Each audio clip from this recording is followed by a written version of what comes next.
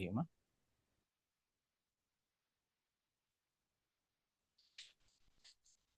D.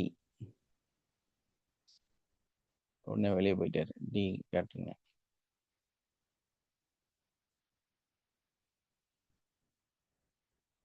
நிறைய பேர் பயத்தோடையே வாழ்றாங்க போல இருக்குது. யாருன்னு கேட்டோம்னா உடனே வைண்ட் அப் பண்ணி போயிட வேண்டியது இல்லையா? நம்ம என்ன அவங்க கழுத்தை பிடிச்சி நெருக்கவா போறோம்? யாரு ஃபோன் நம்பர் கொடுங்கன்னு சொல்ல போறோம். அவ்வளவுதானே விஷயமே. அதுக்கு வைண்ட் அப் பண்ணி போக வேண்டியது இல்லைல்ல? ஓகே. நீங்க என்ன பண்ண போறீங்கன்னா, இப்போ உங்களுடைய அந்த குரூப் உங்க கூட கிளாஸ்ல ஜாயின் பண்ணவங்க, அவங்களுக்கு வந்து இந்த மெசேஜை ஃபார்வர்ட் பண்ணுங்க. இந்த மாதிரி கிளாஸ் ஸ்டார்ட் ஆயிருச்சு, இந்த ஸ்கிரீன்ஷாட் அனுப்பி ரன்னிங்ல இருக்கு அப்படின்னு சொல்லி ஒரு மெசேஜ் பண்ணுங்க. உங்களுடைய நீங்க படிச்ச அந்த குரூப்புக்கு, அதே மாதிரி நம்மளோட டெய்லி குரூப்புக்கு, அதே மாதிரி உங்களோட இருக்கக்கூடிய மற்ற வாட்ஸ்அப். அப்ப நிறைய பேர் ஜாயின் பண்ணுவாங்க. ஸோ அதற்கு உங்களுக்கும் நல்ல நன்மைகள் கிடைக்கும். ஸோ அதனால இந்த வேலையை வந்து ஒரு 2 மினிட்ஸ் செஞ்சிருங்க. எல்லாருமே உங்க தெரிஞ்சவங்களுக்கு, உங்க ஃப்ரெண்ட்ஸு, கொலீக்ஸு, உங்களோட வாட்ஸ்அப் குரூப் உங்க உங்க இதுல இருக்குமல்ல, அந்த குரூப்புகளுக்கு வந்து இந்த மெசேஜை 7 மணி கிளாஸை நீங்க ஃபார்வர்ட் பண்ணுங்க. எஸ். நம்ம குரூப்புக்குள்ளாரையே பண்றது முக்கியம் இல்லை. உங்களுக்கு ஒரு ஃபேமிலி குரூப் இருக்கும், ஒரு ஃப்ரெண்ட்ஸ் குரூப் இருக்கும், ஒரு ஜாப்ல இருக்கக்கூடிய ஒரு குரூப் இருக்கும். அந்த மாதிரி இருக்கக்கூடிய வேற அதாவது ஏதாவது ஒரு பிஸ்னஸ் குரூப்பா இருக்கலாம். சும்மா நீங்க ஏதாவது பார்த்ததுல ஒரு குரூப்ல ஜாயின் பண்ணியிருப்பீங்க. அந்த மாதிரி உங்களால மெசேஜ் பண்ண முடியக்கூடிய அந்த அட்மிட் மட்டும் பண்ண முடியும் அப்படின்னு சொல்லக்கூடிய அந்த குரூப்புகளை தவிர்த்து மற்ற குரூப்புகளுக்கு இந்த லிங்கை நீங்க ஷேர் பண்ணுங்க. டெய்லியுமே வந்து அந்த மாதிரி நீங்க பண்ணும்போது நிறைய நபர்கள் வந்து நம்மளுடைய இந்த கிளாஸை வந்து பார்க்கறதுக்கான வாய்ப்பு இருக்கும். நம்மளை பத்தி தெரியறதுக்கும் வாய்ப்புகள் இருக்கும். ஸோ அதனால இந்த ஒரு சப்போர்ட்டை நீங்க கண்டிப்பா செய்யணும். ஸோ உங்களுக்கு தெரிஞ்ச எத்தனையெல்லாம் குரூப்பு, எத்தனையெல்லாம் வாட்ஸ்அப் உங்க கையில இருக்குதோ, அந்த குரூப்புக்கெல்லாம் இந்த மெசேஜை நீங்க ஃபார்வர்ட் பண்ணுங்க. நம்ம கிளாஸ் அட்டென்ட் பண்ணும்போது மறக்காம இப்போ உங்களால முடிஞ்ச வரைக்கும் இன்னைக்கு இப்போ யாருக்கெல்லாம் மெசேஜ் பண்ண முடியுமோ பண்ணி விட்டுருங்க. ஓகே. இதை டெய்லி ரொட்டீனா பண்ணுங்க. அப்படி பண்ணும்போது நிறைய நபர்கள் வந்து இந்த வகுப்புல ஜாயின் பண்றதுக்கான வாய்ப்பு இருக்கு. ஓகே. Okay, thank you. தொடர்ந்து நமக்கு சப்போர்ட் கொடுங்க. அதே மாதிரி பார்க்கக்கூடியவங்களும் சப்ஸ்கிரைப் பண்ணி யூடியூப் சேனல்ல பார்க்குறவங்க சும்மா அப்படி பார்த்துட்டு போகாதீங்க. சப்ஸ்கிரைப் பண்ணி பாருங்க. ஸோ அதெல்லாமே நம்மளோட டெவலப்மெண்ட்டுக்கு சப்போர்ட் ஆகும். உங்களுடைய ஒரு சப்போர்ட்டும் நம்மளோட வளர்ச்சிக்கான முக்கியமான தேவை. ஸோ அதை உணர்ந்து நீங்க வந்து நமக்கு சப்போர்ட் கொடுங்க. ஓகே. நம்ம இன்னைக்கு என்ன பார்க்க போறோம் அப்படின்னா, how to solve your relationship problems truth intuition. அதாவது உள் உணர்வுகள் மூலம் உங்கள் உறவு சிக்கலை எவ்வாறு தீர்ப்பது.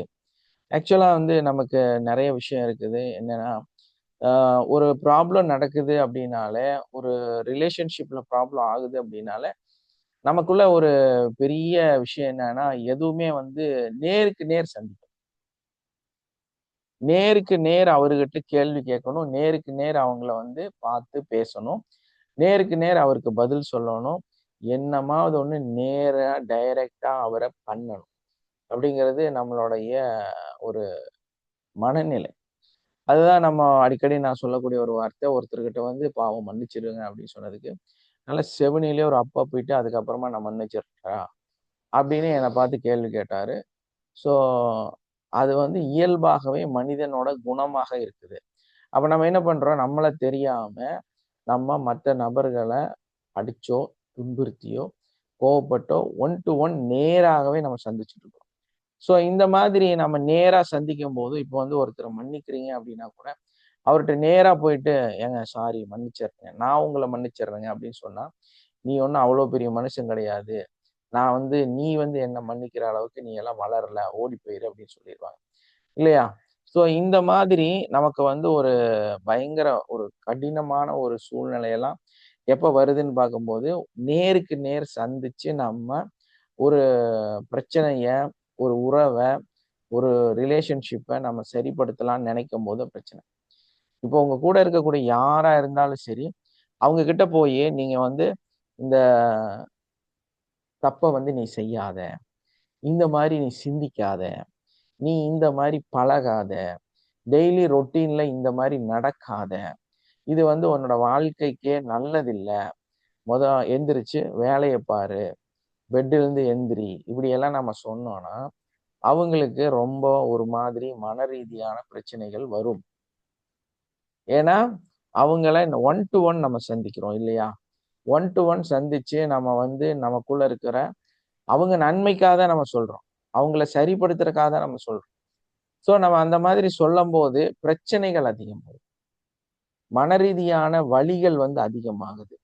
அவங்க வந்து நம்மள புரிதல்ல தவறா புரியக்கூடியவர்களாக இருக்காங்க. வாக்குவாதம் அதிகமாகக்கூடியதாக இருக்குது. இப்படி நம்ம வந்து ஒரு மனிதரை நேரடியாக அந்த சந்திச்சு, இந்த மாரி தப்பு பண்ணாத. நீ வந்து நீ தான் மோசமா இருக்கிற. நீ வந்து இந்த நிகழ்வுல தவறாக இருக்கிற. இந்த பிரச்சனையில நீ தவறா இருக்கிற. நீ அன்னைக்கு பேசினது இப்படி தவறா போச்சு.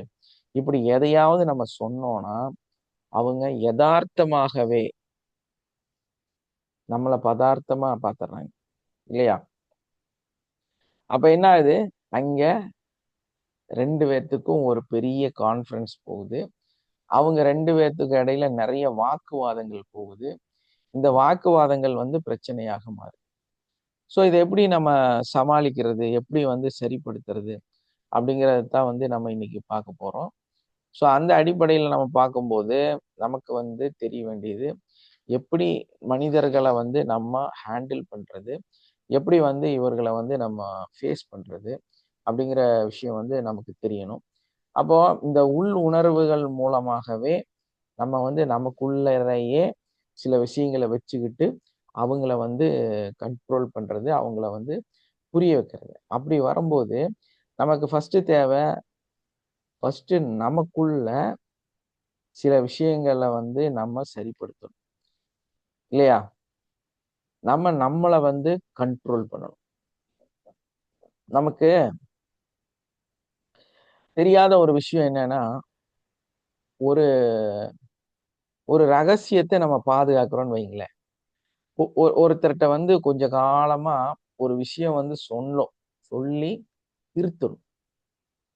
ஸோ அவங்க வந்து பண்ணது வந்து தப்பு தான்.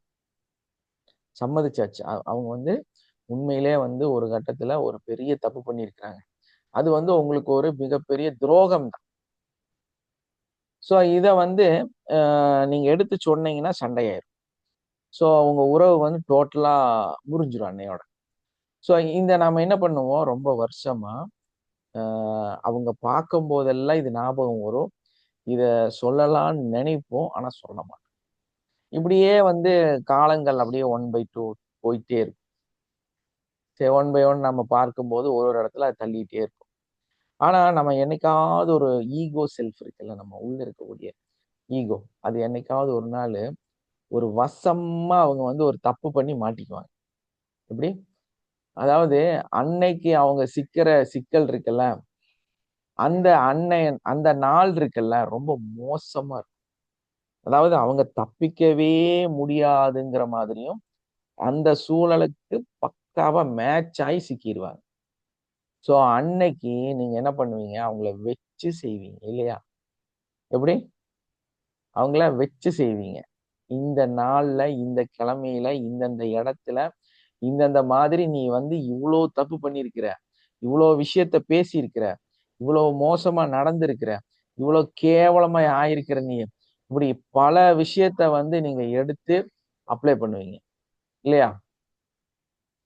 ஸோ அந்த மாதிரி நம்ம வந்து அந்த நிகழ்வுகள் எல்லாம் எடுத்து நம்மளோட மூளையிலிருந்து அவங்களுக்கு அப்ளை பண்ணும்போது, அவங்கனால நகரவே முடியாது, மாட்டிக்குவாங்க. ஸோ இதெல்லாம் நமக்கு வந்து நம்மளுடைய சப்கான்ஷியஸ்ல ஆல்ரெடி ஸ்டோர் ஆன கோபம். நீங்க இவ்ளோ காலமா உங்க உங்க மேல தூக்கிட்டு நடந்த ஒரு டாக்ஸின் அது. ஸோ இது வந்து நமக்கு தெரியல. அப்போ நம்ம நமக்கு வந்து இத்தன காலமா ஒரு வலி இருந்துட்டே இருந்துச்சு. ஒரு எங்கேயாவது ஒரு ஒரு இடத்துல வந்து ஒரு சின்ன வலி வந்து உங்க உடம்புல இருந்துகிட்டே இருந்து. ஸோ இந்த பிரச்சனைக்கு அப்புறம் கொஞ்சம் அந்த வலி எல்லாம் கம்மியாயிரும். ஸோ நம்ம என்ன பண்ணியிருக்கிறோம் ரொம்ப காலமா, இந்த மாதிரி ஒரு ப்ராப்ளத்த, ஒரு கோவத்த, ஒரு தீராத வலிய தூக்கிட்டு நடந்துருக்கீங்க. எப்படியாவது இவங்கள்ட்ட இந்த கேள்விய கேட்டே ஆகணும்னு சொல்லி. ஸோ அந்த மாதிரி அந்த கேள்விய கேட்டதுக்கு அப்புறம் குறைஞ்சிருச்சு. இப்போ நமக்கு ஏற்படக்கூடிய உடல்ல இருக்கக்கூடிய நெறைய பிரச்சனைகளுக்கு, நெறைய வலிகளுக்கு, நெறைய நோய்களுக்கு முழு காரணம் என்ன அப்படின்னு நம்ம பார்க்கும்போது, நமக்கு தெரியாமயே நம்ம நெறைய பேத்தோட எண்ணங்கள தூக்கிட்டு நடக்கிறோம். நம்ம என்ன பண்றோம்? மத்தவங்களுடைய எண்ணங்கள தூக்கிட்டு நடக்கிறோம். ஒருத்தர் வந்து ஒரு நாத்திகரா இருக்காருன்னு வைங்க. அவரு வந்து எத பத்தி அதிகமா சிந்திப்பாரு அப்படின்னு பார்த்தீங்கன்னா, சாமி கும்பிடக்கூடாதுன்னு சொல்லி சாமிய பத்தி தான் நெறைய அவர் ரோட்ல இப்படி போயிட்டு இருக்கிறாரு அப்படின்னா, ஒரு கோயில பார்த்தா, "இதெல்லாம் விளங்காதுப்பா. இதெல்லாம் மோசம்ப்பா" அப்படின்னு அத பத்தி நெறைய பேசுவார். ஸோ அதே வந்து ஒரு தெய்வீக பக்தி இருக்கக்கூடிய ஒரு சாதாரணமான மனுஷன். அப்ப அவரு வந்து ரோட்ல போயிட்டு இருக்காரு.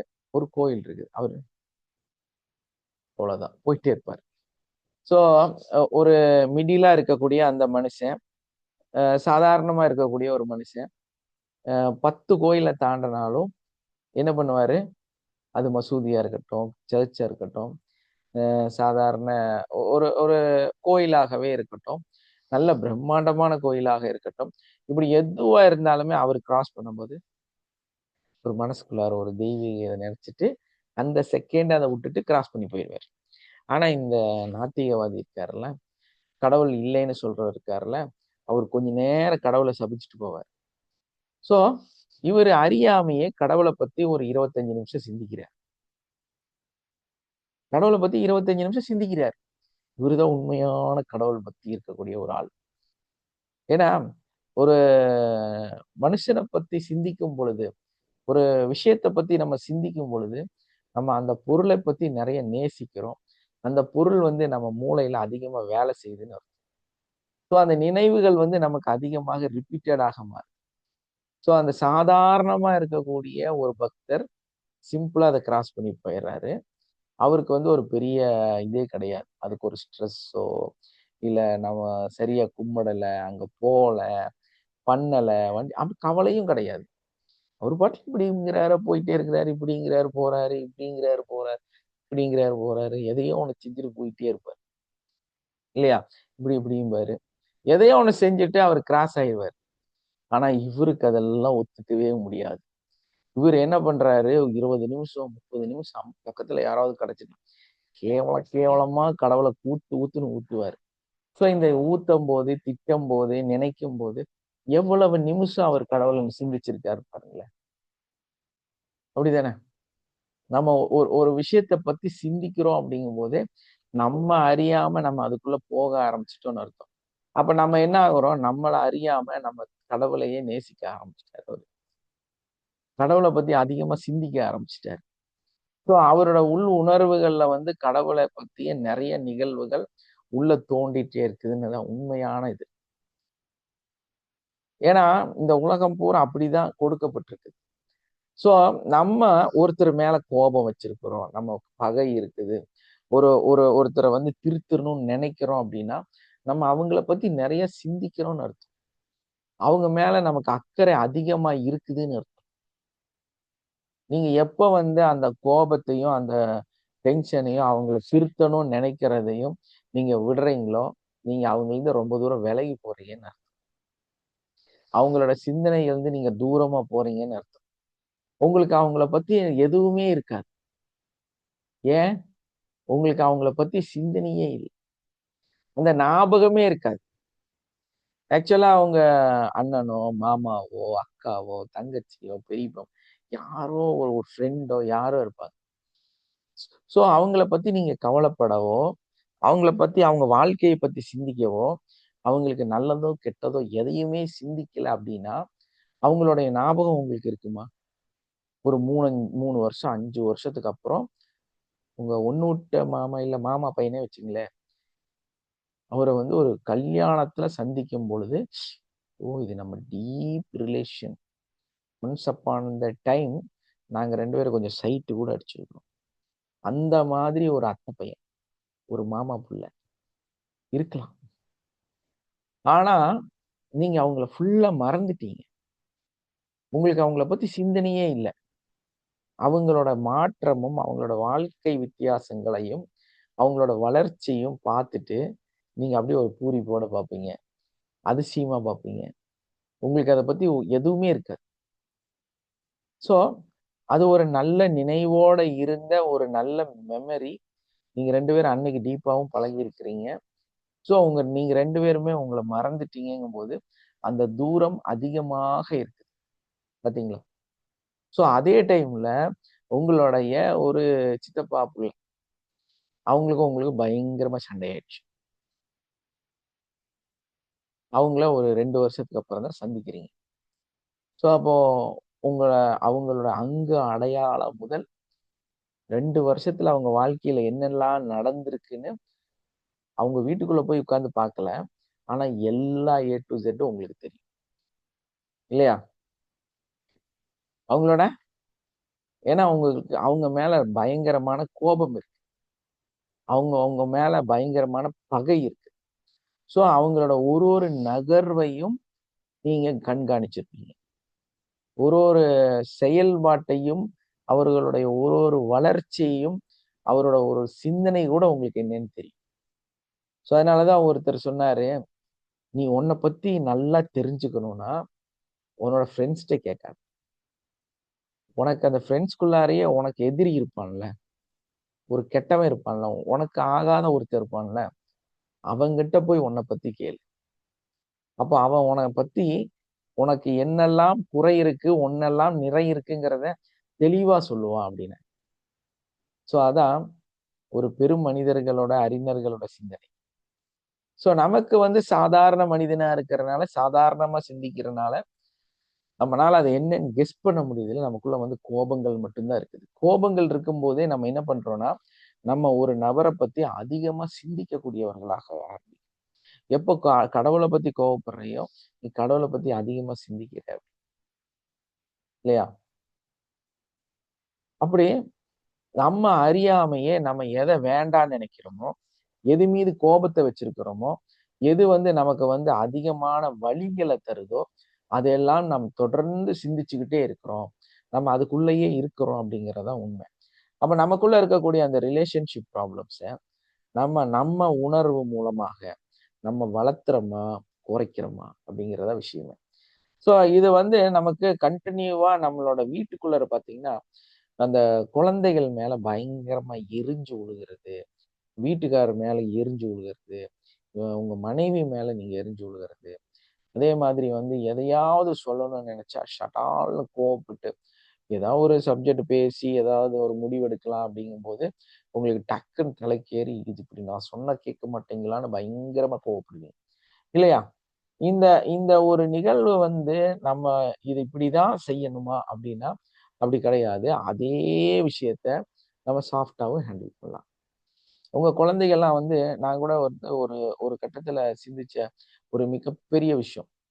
என்னன்னா, உங்களோட பெர்ஃபெக்ட் லைஃப் அது ப்ரூவன் கூட. பயங்கரமா நெறையா இந்த ஆர்ஃபனேஜ்ல இருக்கக்கூடிய தாய் தகப்பன்.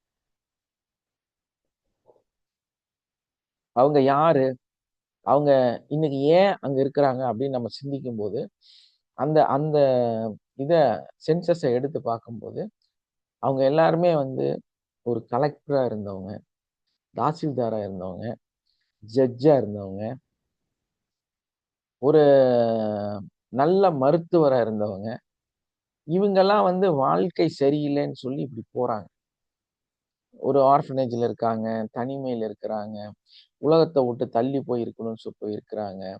இதெல்லாம் இவங்களுக்கு ஏன் நடக்குது?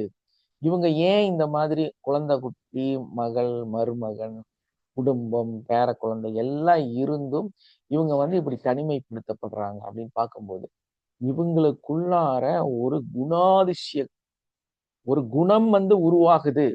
அதுதான் பெர்ஃபெக்ஷன். அதுதான் பர்ஃபெக்டான லைஃப் அப்படிங்கிறது.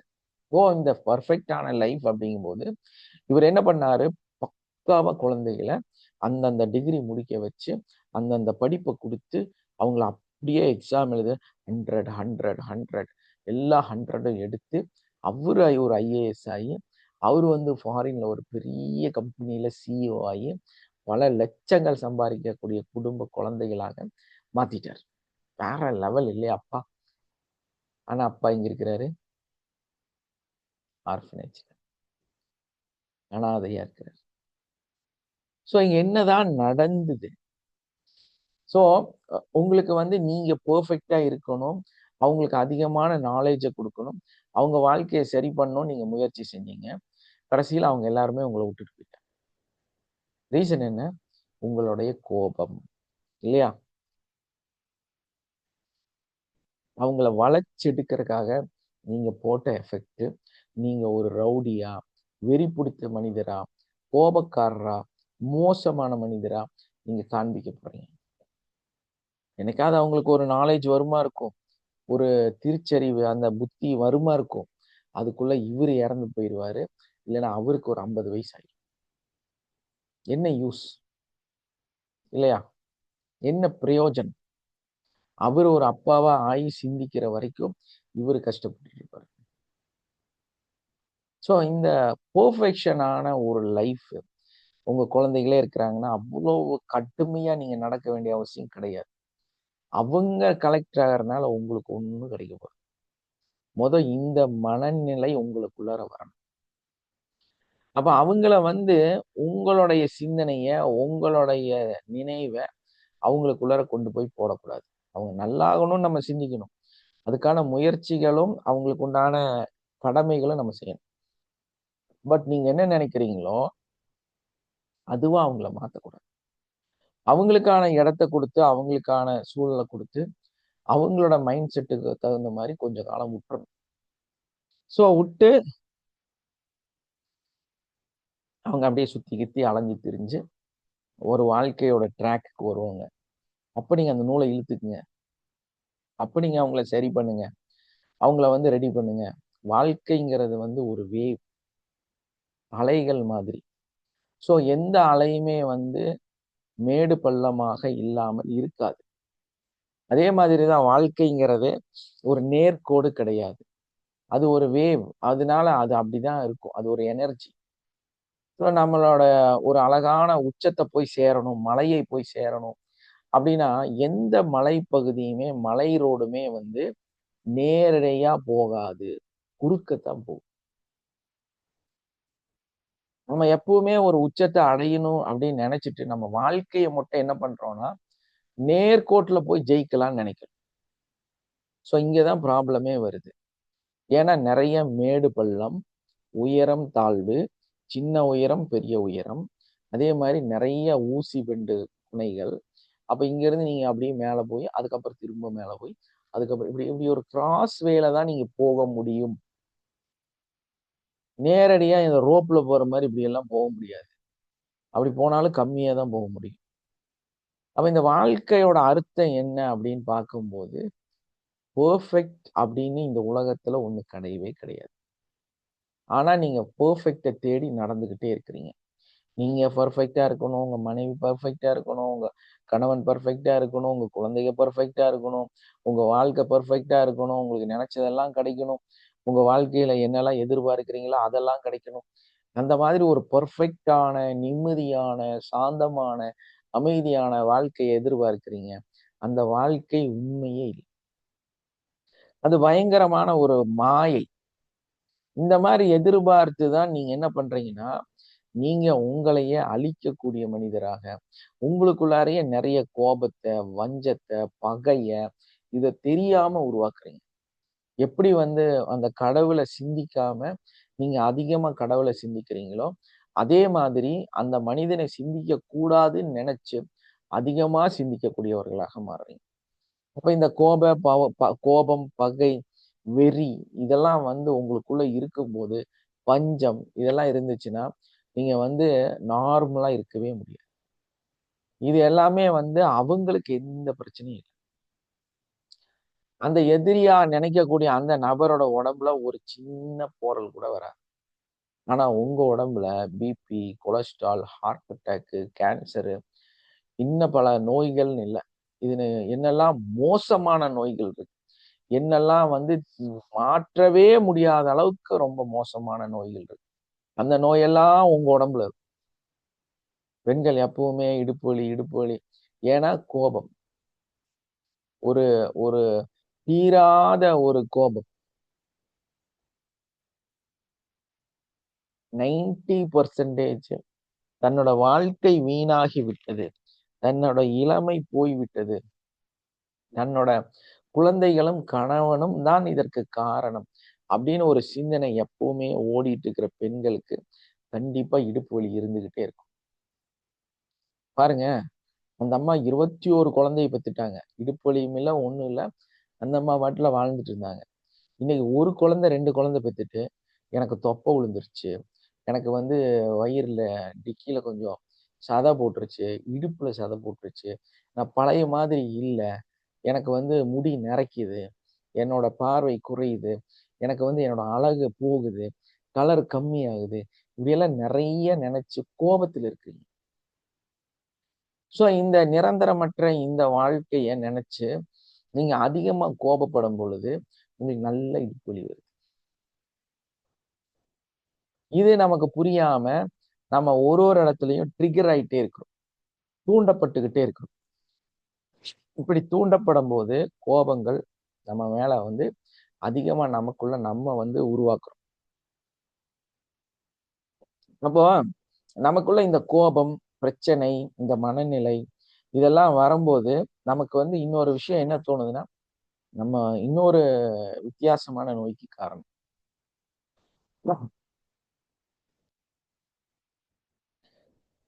நம்மளுடைய யாருமே நம்மள மதிக்க மாட்டேங்கிறாங்க. யாருமே நான் சொன்னதே கேட்க மாட்டேங்கிறாங்க. எதுவுமே வந்து புரிஞ்சுக்க மாட்டேங்கிறாங்க. உங்களுக்கு சொன்னா புரியாதா? அப்படின்னு ஒரு ஃபீல் இல்லையா? என்னை யாருமே மதிக்க மாட்டேங்கிறாங்க. விலை வைக்க மாட்டேங்கிறாங்க. இப்படியெல்லாம் வந்து நீங்களே உங்கள வந்து தாழ்த்திக்கிறீங்க. உங்களுக்கு உள்ள வந்து ஒரு ஈகோ இருக்கு. இந்த ஈகோ தான் இவங்க ஏன் என்ன மதிக்க மாட்டேங்கிறாங்க? ஏன் இவங்க என்ன வந்து அந்த அந்த இடத்துல நிக்க வைக்க மாட்டேங்கிறாங்க? ஏன் என்ன கேட்டு அத செய்ய மாட்டேங்கிறாங்க? இப்படி உங்களுக்குள்ளார ஒரு பயங்கரமான பகை உணர்வு வந்து ஓடிக்கிட்டே இருக்கு. ஸோ இது உங்க குழந்தை தான். உங்க பையன் தான். நீங்க பொறந்து நீங்க நீங்க பெற்றெடுத்த அந்த குழந்தைகள். ஸோ அவங்க நீங்க சொன்னா கேட்க மாட்டாங்க. ஸோ அவங்க வந்து நீங்க சொல்லம்போதெல்லாம் வேற மாரி எதையால குழந்தையிலேருந்தே அப்படிதான் அது ஹைப்பர் டென்ஷன்ல இருக்கும். ஸோ இந்த ஒரு கவலை உங்களுக்குள்ளார ட்ரிகர் ஆயிட்டு, அது ஒரு பிரச்சனையா இருக்கும்போது, அத சகிச்சுக்கிட்டு நீங்க வாழ்றீங்க. அத அட்ஜஸ்ட் பண்ணி அவங்கள்ட்ட சிரிக்கிறீங்க. ஸோ இந்த ஒரு நிகழ்வு வரம்போது தான், உங்களுக்கு அதிகமாக சீக்கிரமா உங்களுக்கு வயசும் ஆயிருது. நெறைய பெண்கள் நேத்து கூட ஒருத்தங்க பார்த்துட்டு 82 வயசு நல்ல ஆரோக்கியமா, தோல் கூட சுருங்காம இருக்கிறாங்க. எப்படி இவங்கலாம் இருப்பாங்கன்னு என்ன பார்த்து கேள்வி கேட்டாங்க. ஒரே விஷயம் தான், அவங்க யாரையும் திருத்தறதுக்கு நடக்கல. அவங்க அவங்களுக்குள்ளார எந்த பகையும் வச்சுக்கல. ஸோ என்ன ஆகல, அவங்களுக்குள்ள பதட்டமே இல்ல, பயமே இல்ல, கவலையே இல்ல. கிடைக்கிறதுல சந்தோஷமா அவங்களோட வாழ்க்கைய நகர்த்துறாங்க. இப்ப அவங்க இடுப்பு வலி இல்ல, நோய்கள் இல்ல, பகை இல்ல, கோபம் இல்ல, இல்லையா? இப்ப அவங்கள்ட்ட வந்து ஒரு கலாச்சார சம்பந்தப்பட்ட ஒரு கேள்விய கேட்குறாங்க. கேட்கும்போது சமத்துவமான ஒரு வார்த்தைய வந்து அவங்க யூஸ் பண்றாங்க. இந்த மதம், மார்க்கம் அ அந்த மாரி இருக்கிறது எல்லாம வந்து தமிழருக்கு வந்து ஆக்சுவலா மதமே கிடையாது. தமிழ் அப்படின்னாலே வந்து அது ஒரு இனம். அந்த இனம் வந்து ஒரு பற்றுடைய இனம். அது எப்பவுமே வந்து யாருக்காவது ஏதாவது ஆயிருச்சுன்னா ஓடி போய் நல்லா இருக்கிறியா, உனக்கு எதாவது ஆயிருச்சா, உனக்கு ஏதாவது சப்போர்ட் வேணுமா அப்படின்னு கேட்கக்கூடிய ஒரு இளகிய மனம் இருக்கக்கூடிய ஒரு இனம். அதுக்கு மதம், மார்க்கம் எதுவுமே கிடையாது. அதுக்கு இருக்கிறது ஒண்ணே ஒண்ணுதான். தமிழ் அப்படிங்கிற உணர்வு மட்டும்தான். தமிழர் அப்படிங்கிற அந்த உணர்வு மட்டும்தான் அவங்களுக்கு இருக்குதே தவிர, அவங்களுக்கு மத்த எதுவுமே கிடையாது. வந்தேரிகள் வந்தவர்களுக்கு வேணா அது இருக்கலாம். ஆனா இந்த தமிழகத்த பொறுத்தவரையிலும் அவங்களுக்கு அந்த மாரி ஒரு நிகழ்வே கிடையாது. நீ ஒரு சரியான தமிழனா இருந்தா உனக்குள்ள மதம் கிடையாது. உனக்குள்ள மார்க்கம் கிடையாது. உனக்குள்ள எந்த விதமான ஜாதி கிடையாது. நீ இருக்கக்கூடிய ஒரே ஒரு இனம் தமிழர்ங்கிற இனம் மட்டும்தான். நீ தமிழன் மட்டும்தான் அப்படின்னு அந்த அம்மா ரொம்ப அழகா பேசினாங்க.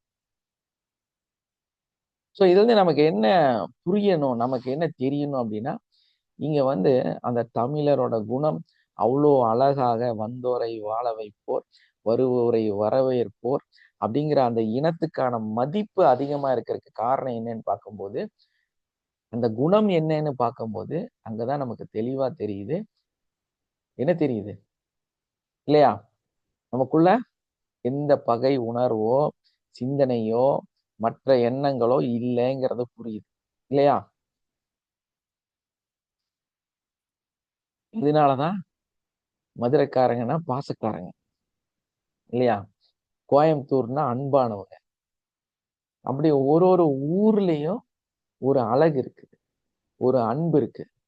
எல்லாமே இதை சார்ந்துதான் இருக்கு தவிர, நம்ம எதையாவது சரி பண்றக்கோ, எதையாவது கரெக்ஷன் பண்றக்கோ, யாரையாவது சரி பண்றக்கோ நடந்தோம்னா, உண்மையில யார் பாதிக்கிறாங்க அப்படின்னா, நீங்க தான். சோ நம்ம அந்த அம்மாவோட அந்த அளவுக்கு ஒரு 82 வயசுல அவ்வளவு இளமையா, அவ்வளவு ஆரோக்கியமா, அவ்வளவு தெளிவான கனிங்கிற அந்த வார்த்தைக்கு பின்னால இருக்கக்கூடிய ஒரே விஷயம் என்னன்னா அன்பு, குறை கூறாத வாழ்க்கை. இல்லையா? நிறைவோட வாழ்ற வாழ்க்கை. அப்ப நம்ம இப்ப இந்த டாபிக் பார்த்தோன்னேவே நெறைய திட்டம் உங்களுக்குள்ளார. எப்படி இவங்கள அந்த சீக்ரெட்டா நம்ம அவங்கள சரி பண்றது. அப்பவும் அவங்கள பத்தி தான் நம்ம சிந்திச்சோமே தவிர, நம்மள பத்தி நம்ம சிந்திக்கவே இல்ல. நமக்குள்ள மத்தவங்கள பத்தி எந்த தவறான எண்ணங்களும் இல்ல. தவறான சிந்தனையும் இல்ல. கோபம் இல்ல. பகை இல்ல. அப்படிங்கிற ஒரு பெரிய அவேர்னஸ் நமக்கு இருக்கும்போது, நான் என்ன ஆயிருக்கிறேன்னு நீங்க உங்கள கண்டுபிடிக்கும்போது, ஏன்னா ஒரு செகண்ட் சிந்திச்சு பாருங்க. அவங்க கெட்டவங்களா மாறியிருக்கிறாங்களா? அவங்க மோசமா மாறியிருக்கிறாங்களா? நீங்க மாறியிருக்கிறீங்க. ஏன்னா கோவப்பட்டு, கோவப்பட்டு அவங்கள திருத்தணும்னு சொல்லி, நீங்க ஒரு கோவக்காரனாகவே மாறிட்டீங்க. பார்த்தீங்களா? நானும் ரியலைஸ் பண்ணியிருக்கேன். ஒரு கட்டத்துல மத்தவங்க புரிய மாட்டேங்கிறாங்க அப்படின்னு. யார் இல்ல என் மனைவி தான். புரியல அப்படின்னு சொல்லிட்டு நான் திருத்தறக்கு முயற்சி பண்ணேன். சோ நெறைய ப்ராப்ளம் ஓடுச்சு. ஒரு கட்டத்துல என்ன பண்ணேன்னா, திருந்தாம இருக்கிறது தான் நல்லதுன்னு சொல்லி விட்டேன். எல்லா பிரச்சனையும் சால்வ் ஆயிருச்சு.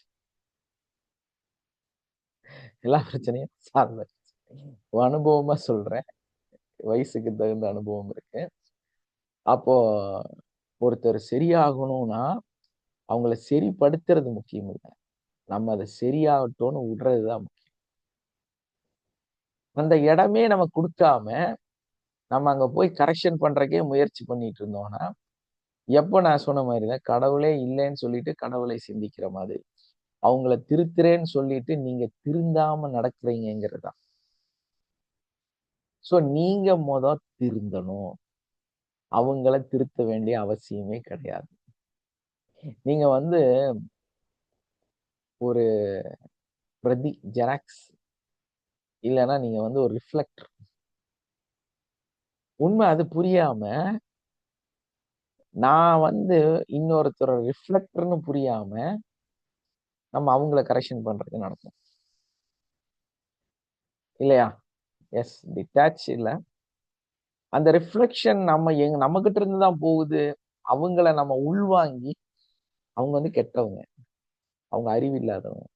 அவங்க மோசமானவங்க. அத நம்ம உள்வாங்கி, நீங்க அதுவாக மாறி, உங்களோட குணாதிசயமாகவே மாறிட்டீங்க. உங்களுடைய குணமாகவே மாறிட்டீங்க. ஈகோ, கோபம். அவனெல்லாம் மதிக்க மாட்டீங்க. நான் மோசம் அப்படி இப்படின்னு திட்டி, திட்டி, திட்டி கடைசியில நீங்களே கோபக்காரனா மாறிட்டீங்க. நீங்களே மற்றவங்கள சபிக்கக்கூடிய சூனியக்காரனா மாறிட்டீங்க. இங்க அங்கதான் பிரச்சனையே வருது. உங்களோடது ஹேபிட்டா மாறிடுச்சு. குணாதிசயமா மாறி போச்சு. நீங்க அந்த இதுக்குள்ள மூழ்கிட்டீங்க.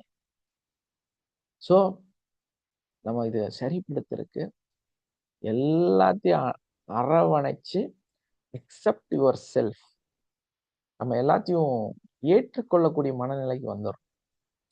அப்ப எல்லாத்தையும் ஏத்துக்கிட்டு ஓகே அப்படிங்கிற ஒரு இடத்துக்கு வரும்போது, அவங்க மன்னிக்கிறதுங்கிறது அவசியம் இல்லாத ஒண்ணு. இந்த சீக்ரெட் என்னன்னா, நீங்க அவங்கள மன்னிக்கிறது. நீங்க அவங்கள மன்னிக்கிறது, உங்கள நீங்க மன்னிக்கிறது. இந்த 2யும் உங்களுக்குள்ளாரே நீங்க ஃபர்ஸ்ட் செய்யணும். இது என்ன பண்றதுன்னா, அவங்கள்ட்ட போய் சொல்லி, "நீ என்ன மன்னின்னு" கேட்கறது. இதான் பெரிய முட்டாள்தனம். அவங்க உங்கள மன்னிக்க வேண்டிய அவசியம் கிடையாது. நீங்க அவங்கள நேரடியா மன்னிக்க வேண்டிய அவசியம் கிடையாது. முதல்ல உங்களோட ஆன்மா கிட்ட, உங்களோட உள் உணர்வுகள்ல, உங்களுடைய சிந்தனையில, உங்களுடைய பார்வையில அவங்கள மன்னிக்கிறது. So okay. நம்ம வந்து ஒரு கொலை குற்றவாளி, இல்லன்னா ஒரு திருட்டு பையன் போலீஸ்ல மாட்டிட்டாங்க. போலீஸ்ல மாட்டி கொண்டு போய் ஜெயில்ல போட்டாங்க. கடுங்காவல் தண்டனை. 6 மாதம் கடுங்காவல் தண்டனை. கடுங்காவல் தண்டனை 6 மாசம் முடிஞ்சு, அவரு என்ன பண்ணுவாரு? என்ன பண்ணுவாரு? அந்த சிறைச்சாலையிலிருந்து வெளிய வந்துருவாரு. இல்லையா? அதுக்கப்புறமா அவரு மன்னிக்கப்பட்ட மனிதராக மாறிட்டார். ஒரு குற்றவாளி 6 மாத தண்டனை குடுத்து, அந்த 6 மாதத்துக்கு அப்புறம் அவர் வெளிய வந்து, மன்னிக்கப்பட்ட மனிதராக, சுதந்திர மனிதராக வாழ ஆரம்பிச்சுட்டார். ஆனா, நீங்க மட்டும் ஒரு மனிதரை மன்னிக்கிறதா சொல்றீங்க. மன்னிச்சிட்டதா நீங்க அவருக்கு வந்து ஒரு தண்டனையும் குடுக்குறீங்கன்னே வச்சுக்கலாம். ஆனா, அந்த மாரி கொடுக்கப்பட்ட, தண்டனை கொடுக்கப்பட்ட, மன்னிக்கப்பட்ட அந்த மனிதர் குறிப்பிட்ட நாளுக்கு அப்புறம் சுதந்திரமாக உங்களோடு இருக்க வேண்டுமா? வேண்டாமா? ஏன்னா, ஒரு மனுஷனுக்கு தண்டனை கிடைச்சு அவன் ரிலீஸ் ஆகுறதுங்கிறதே, அதோட அர்த்தம் என்ன? சுதந்திரம் கிடைக்கிறது. இல்லையா? நீங்க ஒருத்தங்கள மன்னிச்சுட்டீங்க. சோ, அவங்களுக்கு என்ன கிடைச்சிருக்கணும் உங்கள்ட்ட இருந்து? உங்களோட சிந்தனையிலிருந்து என்ன கிடைச்சிருக்கணும்? உங்களிருந்து என்ன கிடைச்சிருக்கணும்? சுதந்திரம் கிடைச்சிருக்கணும். சோ, சுதந்திரம் கிடைக்கிறதுங்கும்போது அங்க என்ன உருவாகுது? சுதந்திரத்துக்கு அப்புறமே அன்பு தான் உருவாகுது இல்லையா? சோ, அங்க வந்து அந்த நபர் மீது உங்களுக்கு ஒரு அழகான காதல், அழகான அன்பு, அழகான லவ் அங்க உருவாகணும். இல்லையா? அதுதானே மன்னிப்போட உண்மை தன்மை. சுதந்திரம் கிடைக்கிறதுங்கிறது. அப்போ நாம வந்து ஒருத்தர மன்னிச்சுட்டோம் அப்படின்னா, அவங்களோட உங்களுக்கு நட்பு பாராட்ட வேண்டும். இல்லன்னா அவங்களோட அன்பு செலுத்தணும். அவங்களோட அந்த காதல் உருவாகும். மன்னிச்சுட்டேன்னு சொல்லிட்டு கோபத்த சைடுல வைக்கிறது.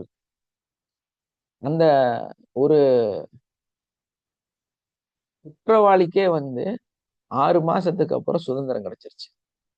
ஆனா உங்ககிட்ட இருக்கிற குற்றவாளிகளுக்கு ஆயுள் தண்டனை குடுத்துக்கிட்டே இருக்கிறீங்க.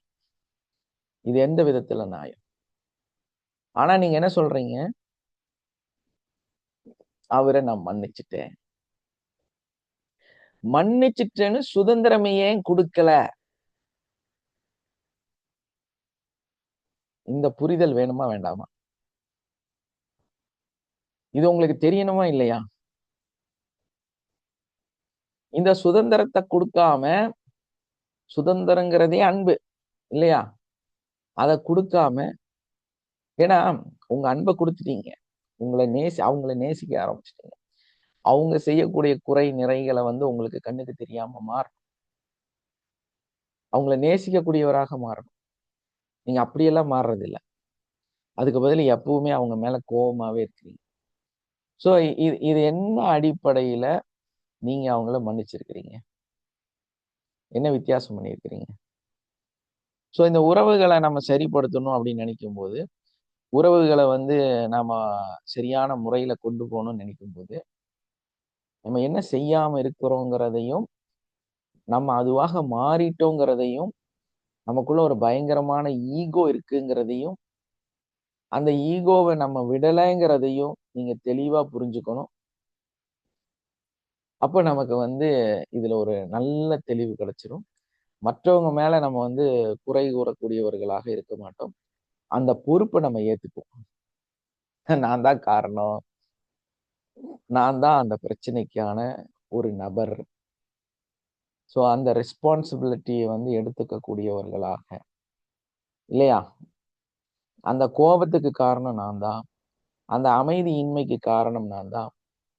அந்த பிரச்சனைக்கு காரணம் நான் தான். அப்படிங்கிற அந்த இடத்த நீங்க எடுக்கக்கூடியவர்களாக மாறுறீங்க. சோ நம்ம வாழ்க்கை வந்து எப்பவுமே வந்து ஒரு நல்ல ஒரு தெளிவான விஷயம். Violent never solve the problem. Violent always make the violent. இல்லையா? இது ஒருத்தர் எழுதி வச்சிருக்கிறாரு. சோ அந்த மாதிரி நம்மளுடைய கோபங்கள், நம்மளுடைய பிரச்சனைகள், நம்ம அடுத்தவங்க மேல வச்சிருக்கக்கூடிய விஷயங்கள் வந்து, ஆ நமக்குள்ள நெறைய பிரச்சனைகள உருவாக்கிக்கிட்டே தான் இருக்கும். அப்படி நம்ம வந்து இந்த மாதிரியான நான் ஸ்லோவா பேசும்போது, உடனே வந்து லெஃப்ட் ஆகி அங்கருந்து டக்குனு முடிஞ்சது இன்னைக்கு. அப்படின்னு சொல்லி மத்த வேலைகள பார்த்துட்டு போயிட்டே இருக்கிறது. ஸோ இந்த மாரி ஒரு பழக்கத்த வந்து எப்பவுமே செய்யாதீங்க. அது வந்து ஒரு தவறான நிகழ்வு. நம்ம வந்து கடைசியா உங்கள பத்தி கேட்டு, அதுக்கப்புறமா வைண்ட் அப் சொல்லி, அதுக்கப்புறமா வைண்டா பழகுங்க. அ ஆல்ரெடி நான் சொல்லியிருக்கிறேன். ஒரு கேவலமாக நடந்து கொள்வது, ஒரு சபையை மதிக்காமல் இருப்பது அப்படின்னா, நம்ம தேவைகளுக்காகவே வர்றது. தேவைகள் இல்ல அப்படிங்கும்போது நம்ம வுட்டுட்டு போயிறது. இது வந்து ஒரு கேவலமான பழக்கம். ஸோ நம்ம அடுத்தவங்கள யூஸ் பண்ணிக்கிறோம் அப்படிங்கிற ஒரு இடத்துக்கு வந்து நம்ம வரோம். ஸோ அந்த ஒரு தப்ப வந்து செய்யாதீங்க நீங்க. எப்பவுமே இந்த பழக்கத்த வந்து உங்களுக்குள்ளார நீங்க கொண்டு வராதீங்க. இப்போ பார்த்தீங்களா, ஒரு 4, 5 பேரு வைண்ட் அப் ஆனாங்க.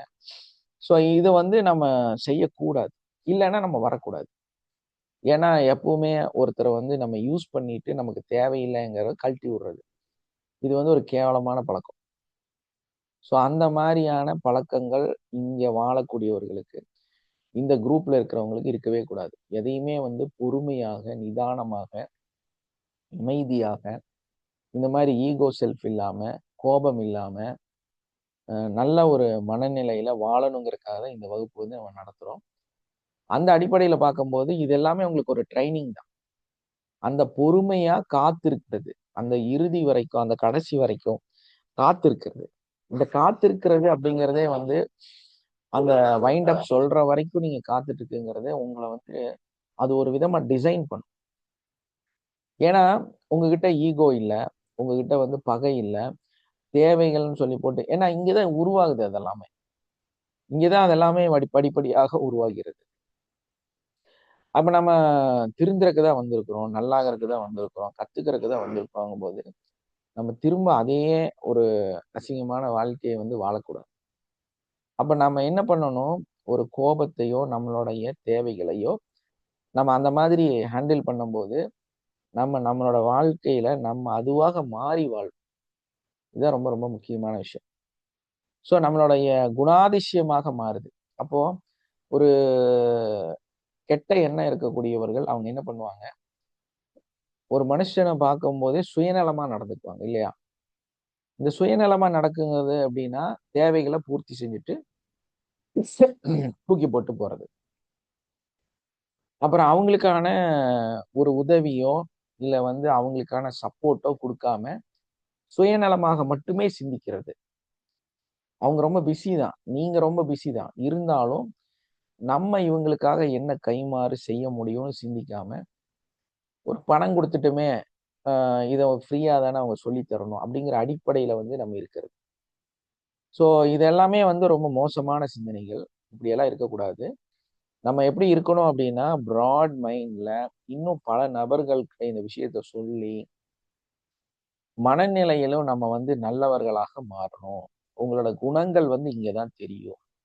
நீங்க ஈகோ செல்ஃப்ல இருக்கீங்களா? கெட்டவங்களா இருக்கிறீங்களா? நல்லவங்களா இருக்கிறீங்களா? நல்ல பிராட் மைண்ட்ல இருக்கிறீங்களா? அப்படிங்கிறதெல்லாம் நீங்க இங்க வந்து இது எல்லாமே ஒரு ட்ரெய்னிங். நீங்க ஒரு 10 பேத்துட்ட இத பத்தி பேசுறீங்க, 5 பேத்த இதுல சேர்த்தி விடுறீங்க அப்படின்னா, உங்களுடைய மனசு அந்த அளவுக்கு தூய்மையா இருக்குன்னு அர்த்தம். எந்த எதிர்பார்ப்புமே இல்லாத ஒரு நல்ல உள்ளமா இருக்கிறீங்கன்னு அது கடவுளோட நெருக்கமா இருக்கிறீங்கன்னு அர்த்தம். அந்த பிரபஞ்ச சக்தியோட சக்திக்கு உள்ள இருக்கிறீங்கன்னு அர்த்தம். சுயநலமா இருக்கக்கூடியது, அந்த சுய தேவைகள மட்டுமே உபயோகிக்கிறது, உங்களுக்குள்ள ஷைத்தான், உங்களுக்குள்ள வந்து ஒரு நெகட்டிவ் இருக்கான்னு அர்த்தம். அப்ப அது என்ன பண்ணும் அப்டின்னா, உங்கள வந்து கெட்ட வழியில தான் கூட்டிட்டு போகும். இப்பதான் உங்களுக்கு வந்து நன்மைகள் நடக்கிறது இல்லாம போகுது. அது நடக்கிற மாதிரி காமிக்கும். ஆனா ஏமாத்திரும். ஆனா இது வந்து நடக்கிற மாரியே தெரியாது. ஆனா ஆயிரக்கணக்கான நன்மைகள் உங்கள சுத்தி நடந்துகிட்டே இருக்கும். அதுதான் எனக்கும் நடக்குது. எந்த கைமாறும் எதிர்பார்க்காம, எந்த ஒரு எக்ஸ்ட்ராவும் எதிர்பார்க்காம, தொடர்ந்து பல வருஷமா இந்த வகுப்புகள வந்து நான் ஃப்ரீயா நடத்திட்டே வரேன். உங்களுக்கான அறிவுகள என்னோட டைம ஸ்பெண்ட் பண்ணி, ஒரு 5 மணி நேரம், 6 மணி நேரம், ஒரு நாளைக்கு வந்து கொஞ்சம் வேலைகள் அதிகம். உடல்நல கொஞ்சம் ஒரு டயர்ட்ல இருக்கு. முடியல அப்படிங்கும்போது, அந்த ஸ்கிரிப்ட் ரெடி பண்ண முடியாம, அந்த வகுப்பு நடத்த முடியாம எல்லாம் போகுது. ஸோ அந்த அளவுக்கு டஃப்பான ஒரு விஷயத்த வந்து நம்ம டெய்லியும் உங்களுக்கு குடுத்துட்டு இருக்கிறோம். அத வந்து நம்ம எப்படியாவது ஆர்கனைஸ் பண்ணி, இந்த விஷயத்த உங்கள்ட்ட கொண்டு வந்து சேர்க்கிறோம். ஒரு டாபிக் உருவாக்குறது அப்படிங்கிறதே வந்து ஒரு பெரிய கான்செப்ட். நீங்க நினைச்செல்லாம் வந்து என்ன பொறுத்தவரையிலும் நீங்கலாம் டேலண்டைஸ்டா இருப்பீங்க. எனக்கு அது உங்க அளவுக்கு எனக்கு டேலண்ட் இல்ல. ஸோ கடவுள் வந்து உங்களுக்கு நெறைய நாலேட்ஜ குடுத்திருக்கலாம். எனக்கு குடுத்திருக்கிற சின்ன நாலேட்ஜ்ல எனக்கு வந்து 5 மணி நேரம், 6 மணி நேரம் ஒரு டாபிக்கு டைம் இருக்கு. ஸோ அத உருவாக்குறக்கு, அத எழுதுறக்கு, அத புரியறக்கு, எழுதுனத பேசுறக்கு, அதே மாரி எழுதாம எழுதுனதுல கொஞ்சம் எக்ஸ்ட்ரா நம்ம வந்து நம்மளோட நாலேட்ஜ வச்சு பேசுறக்கு, இதுக்கெல்லாம் வந்து ரொம்ப எஃபோர்ட் போட வேண்டியதா இருக்கு. நெறைய கத்துக்க, நெறைய புத்தகங்கள, நெறைய அ டிவில உட்கார்ந்து நெறைய விஷயங்கள் பார்க்க வேண்டியது, அதுக்கான டைம் ஸ்பெண்ட் பண்ண வேண்டியதெல்லாம் இருக்கு. ஸோ நம்ம ஒரு நேரம் சிந்திக்கிறது கூட சுயமா சிந்திக்காம, இதிலிருந்து இதுக்கு என்ன டாபிக் கிடைக்கும்? ஒரு ரீல்ஸ் பார்த்தா கூட அதிலிருந்து என்ன வேர்ட்ஸ் நமக்கு நாளைக்கு யூஸ் ஆகும்? ஒரு சாதாரண இன்னைக்கு சொன்ன கதை வந்து, அ நேத்து நடந்த அந்த எல்லாரும் பாருங்க. விஜய் டிவில நீயா நானா புரோகிராம். நேத்து சண்டே புரோகிராம். கண்டிப்பா எல்லாரும் உட்கார்ந்து பாருங்க. அப்பதான் உங்களுக்கு நல்ல ஒரு தமிழரோட உணர்வு வரும். ஸோ அந்த மாதிரி ஒரு நடுநிலையான நெறைய விஷயம். ஸோ தவறான சில நபர்கள் வந்து இந்த குரூப்ல வந்து நம்ம அதாவது நம்ம கிளாஸ்ல ஜாயின் பண்ண பேசும்பொழுது, நம்மள வந்து கார்னர் பண்றாங்க. ஸோ அந்த கார்னர் பண்ணுன ஒரு நபர் நித்யானந்தர் அப்படின்னு சொல்லி போட்டு ஒரு லாஸ்ட் வீக் ஒருத்தர் வந்து ஜாயின் ஆனாரு. ஸோ அவர்கிட்ட நாங்க பேசும்போது, அவர் என்ன வந்து பல முறையில வந்து பல வகையில வந்து கார்னர் பண்ணாரு.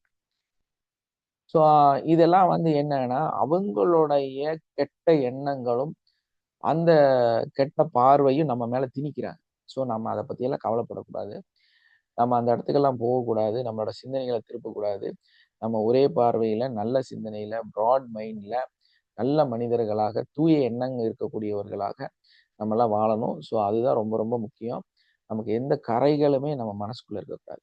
எந்த கலருமே நமக்கு தேவையில்ல. புரியுதுங்களா? அந்த மாதிரி அழகான வாழ்க்கைய வாழுங்க. நல்ல மனிதர்களாக, மனிதனாக, தமிழராக நம்ம வாழ்வோம். அதுதான் சிறந்த ரிலேஷன்ஷிப்ப நம்மளுடைய உள்ளுணர்வுல நம்ம பாண்டிங் பண்றது. நல்ல அக்கா, தங்கச்சியா, அண்ணன், தம்பியா, ஒரு குடும்பமா நம்ம வந்து எப்பவுமே பாண்டிங்கோட இருக்கணும். இதுதான் உண்மையான உணர்வு. ஸோ அந்த உணர்வோட எல்லா சக மனிதரோடையும் சந்தோஷமா, நல்ல மனசோட, நல்ல எண்ணங்களோட வாழுங்க. எல்லாரும் சேர்ந்துதான் ஒரு பெரிய கல்லை தூக்க முடியும் இல்லையா? அதுதான். எல்லாரும் கை கொடுங்க.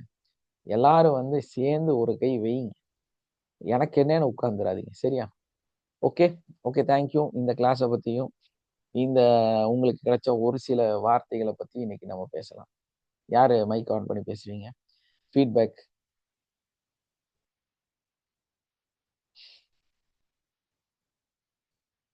டக்குன்னு யாராவது மைக் ஆன் பண்ணுங்க.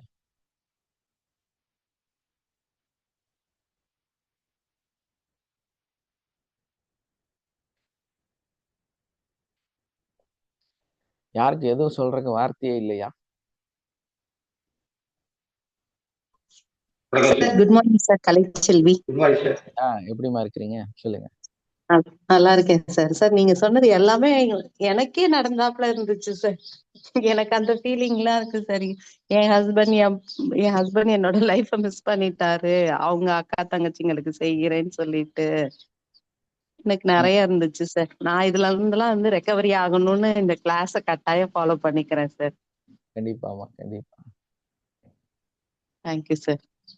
தேங்க்யூமா, தேங்க்யூ. ஏன்னா இந்த கிளாஸ் இவ்வளோ ரிஸ்க் எடுத்து நடத்துறோம் அப்படின்னா ஒருத்தர் ஃபீட்பேக் கொடுக்கும்போது அதுக்கான நல்ல ஒரு கூலி கிடைச்சதா எனக்கு தோணும். உண்மை சார். ஃபீட்பேக் கேட்கறது ஏன்னா ஒரு திருப்தியாச்சு. சரி, நம்ம ஒரு மனுஷங்களோட மனசை கொஞ்சம் சார் உண்மையாலுமே நான் கடந்து வந்த பாதை மாதிரிதான் சார் இருந்தது நீங்க சொன்னது எல்லாமே. அதான் ஒருத்தருக்கான அந்த நாளாக இந்த நாள் மாறி இருக்கும் போது அதுதான் நமக்கான ஃபீஸ். நம்ம அதுதான் எதிர்பார்க்கிறோம். ஸோ இதுதான் நாம இந்த இந்த கஷ்டப்படுறோம், இந்த இந்த ப்ரோக்ராம் நடத்துறோம் அப்படிங்கிறதே வந்து உங்களுக்கு ஏதாவது ஒண்ணு யாருக்காவது ஒண்ணு கிடைச்சதுன்னா போதுமானது. அதான் பெரிய சந்தோஷம். தேங்க்யூமா, தேங்க்யூ. எல்லாத்துக்கும் செஞ்சோம், நம்மள மதிக்கல. Yes yes yes sir. Shanmugam sir பேசுங்க. சுருக்கமா சொல்றதுக்கா, மறப்போம் மன்னிப்போம் நலம் பெறுவோம். சுருக்கமா சொன்னாங்க, மறப்போம் மன்னிப்போம் நலம் பெறுவோம். எஸ் சார், கண்டிப்பா. ஓகே, வேற யார் என்ன சொல்ல போறீங்க?